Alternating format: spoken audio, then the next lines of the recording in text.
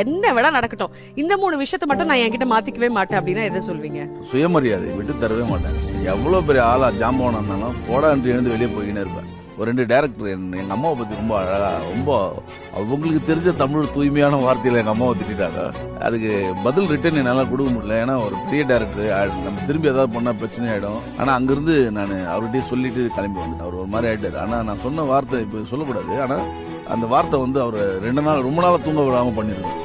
ஒரு தாய்மை வந்து ரொம்ப நல்ல விஷயம்னா, அதை உங்களுடைய கோபத்துக்காக அதை அவமானப்படுத்துறீங்க பாருங்க, அது என்னால தாங்கவே முடியல.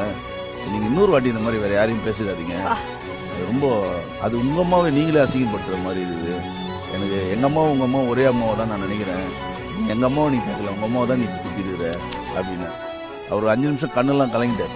சரிதினா பரவாயில்ல நான் சொல்லிட்டு எழுந்து வாய்ப்பு வேணாம் அப்படின்னு வெளியே வந்தேன். பெருசா சாதியை பாக்குற